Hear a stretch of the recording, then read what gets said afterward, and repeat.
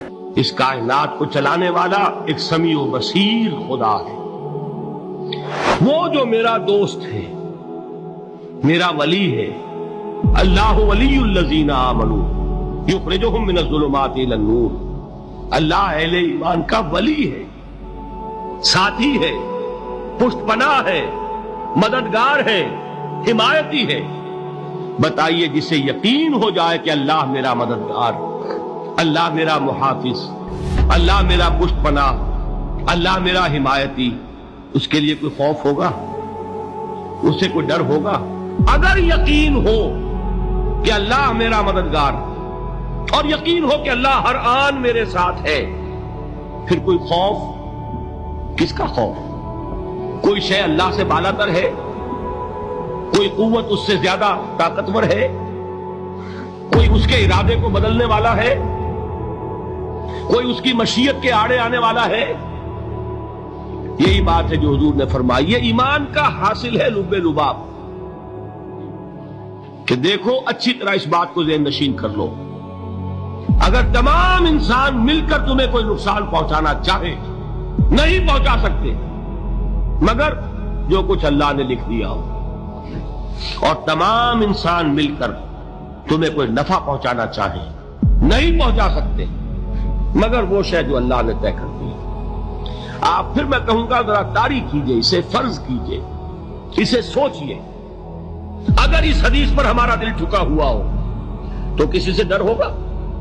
یہ مجھے نقصان نہ پہنچا دے، یہ میری رپورٹ خراب نہ کر دے، یہ میری انکریمنٹ نہ رکوا دے، یہ میرا یہ نہ بگاڑ دے، یہ میرے یہ نقصان نہ پہنچا دے۔ اس کا ڈر، اس کا ڈر، اس کا خوف، اس کی خوشامد، اس کے لیے جا کر طرح طرح سے اپنی عزت نفس کو ذلیل کروانا اس کے سامنے، یہ سب کچھ کیوں کرتا ہے انسان؟ جب سمجھتا ہے کہ اس کے ہاتھ میں میرا کوئی نفع ہے، اس کے ہاتھ میں میرے لیے کوئی ضرر ہے، یہ مجھے کوئی غضب پہنچا سکتا ہے، یہ مجھے کوئی نقصان پہنچا سکتا ہے، یہ میرا کوئی کام بنا سکتا ہے، یہ میری کوئی ضرورت پوری کر سکتا ہے، اسی کا نام شرک ہے۔ جہاں آپ نے یہ سمجھا کہ غیر اللہ کے اندر کوئی طاقت موجود ہے، وہی شرک ہے۔ بتوں سے تجھ کو امید ہے، خدا سے نو امیدی، مجھے بتا تو صحیح اور کافری کیا ہے؟ شرک تو یہ جس پر بھی تمہیں یہ خیال ہے، کلمہ ہے یہ کلمہ سوم، لا حول ولا قوت الا باللہ، ذرا اس پر دل کو کبھی اگر آپ تصور کریں، پھر فرض کریں، دل ٹھک جائے اس پر، کوئی طاقت نہیں۔ یہی بات تھی جو شیخ عبد القادر جیلانی رحمت اللہ علیہ نے اپنی وصیت میں اپنے بچے سے کہی۔ 11ویں دینے والے ہیں، لیکن حضرت شیخ عبد القادر جیلانی کی وصیت اور تعلیمات کو کتنے لوگ ہیں کہ جانتے ہو؟ اے میرے بچے، اس حقیقت کو ذہن نشین کر لے، لا فاعل فی الحقیقت ولا مؤثر الا اللہ۔ اس کائنات میں نہ کوئی فاعل حقیقی ہے، نہ مؤثر حقیقی ہے سوائے اللہ۔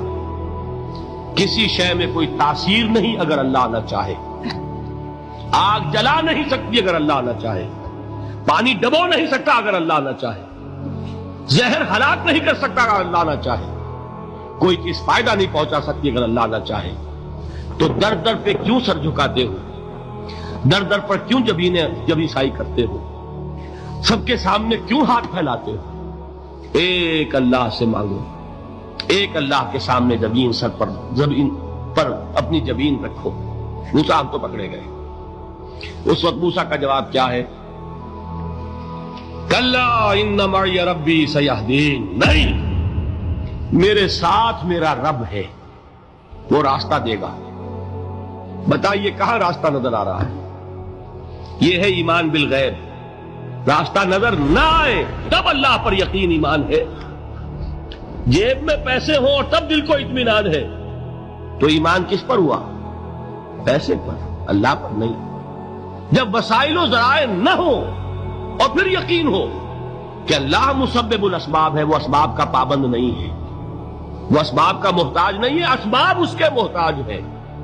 اگر یہ یقین ہے تو اللہ پر ایمان ہے، یہ نہیں ہے تو تمہارا ایمان اسباب پر ہے، وسائل پر ہے، ذرائع پر ہے، مادیات پر ہے، اللہ پر نہیں۔ اس وقت کہاں راستہ تھا؟ کوئی راستہ تھا؟ سمندر ہے اور ادھر سے لشکر آ گیا ہے، کلا ان معی ربی سیہدین.